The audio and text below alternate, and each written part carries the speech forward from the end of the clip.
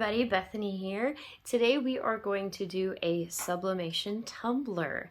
I created a design in Photoshop and we are going to cut it down to size, fit it on here. I'm going to use the best knowledge I have of how to do this, but this is my first time and I'm filming it. So if it becomes a hot mess, we'll go with it. There's always a fix or a let's try it a different way. So I'm using this microfiber towel. It's pretty clean.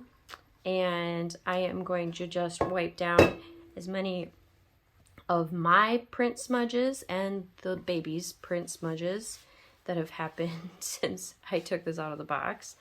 The next thing you do is you want to take the lid off. You definitely do not want to put that in your oven. Next, we are going to set this aside.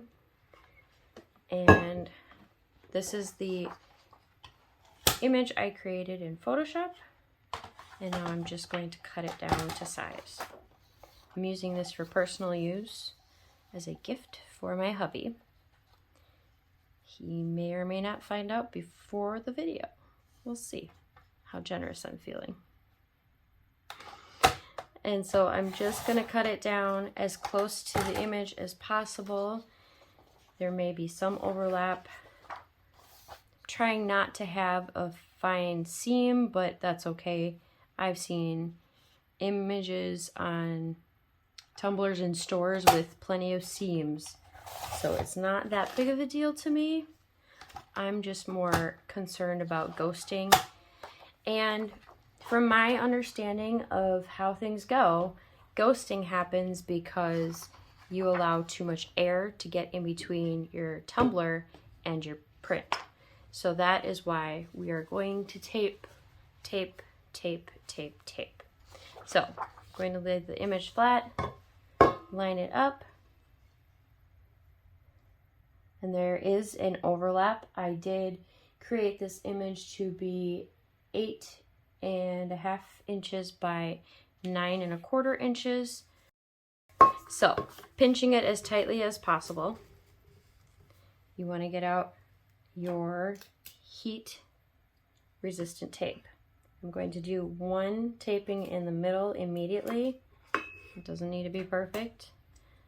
I just want to pinch it and make it become a finger, as if my finger were holding it. All right. And I already see my print is out of line. So I'm going to redo that. Make sure that your bottoms line up and your tops line up. That will also help in the not letting things ghost. All right, that's pretty good. So now I'm going to take straight down the seam with one big line. And it's kind of like packing tape. You want to make sure that seam is not allowing, in the case of packing tape, any rain through. In the case of sublimation, any air through. You do not want airflow to happen except for outside of your print. In between your print and the tumbler is a no-no. And then I'm going to just burnish it down really good. So then what I did was I put a bunch more tape and reinforcement against the grain of the stripe down the line. Now you can see I've added these bands that I got off of Amazon. I'll try to put down a link below for them if I can find the link. But I am making sure that they're a little bit over the lip to help the paper conform and not let air through between the paper and the tumbler itself. Make sure to put on your heat-resistant gloves, even in just putting this in the oven. I have my oven set to 375 on convection. That is the highest my convection oven will go. And I'm going to just place it in here on its side. And then close it up. Put more in the middle, close it up. And then I have my timer set for 6 minutes. And we'll be back in 6 minutes.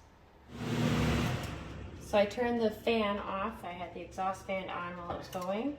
And we are going to check it, see how it looks. you should start seeing a little bit of the print coming through.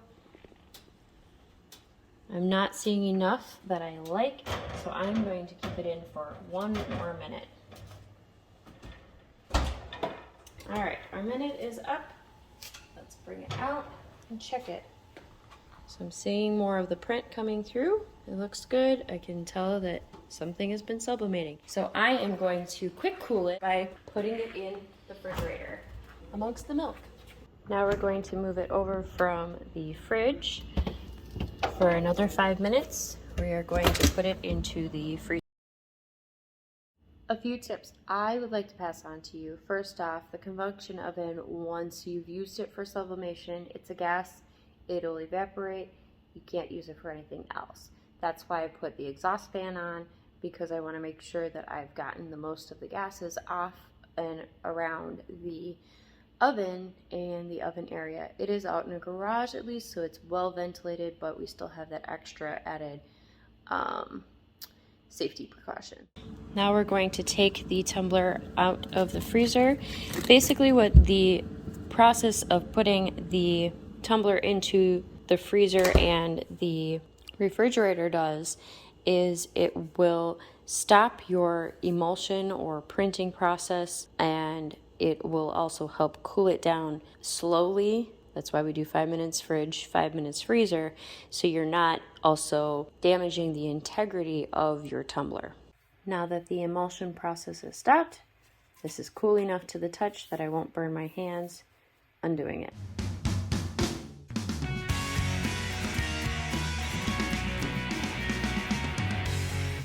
And now the big reveal.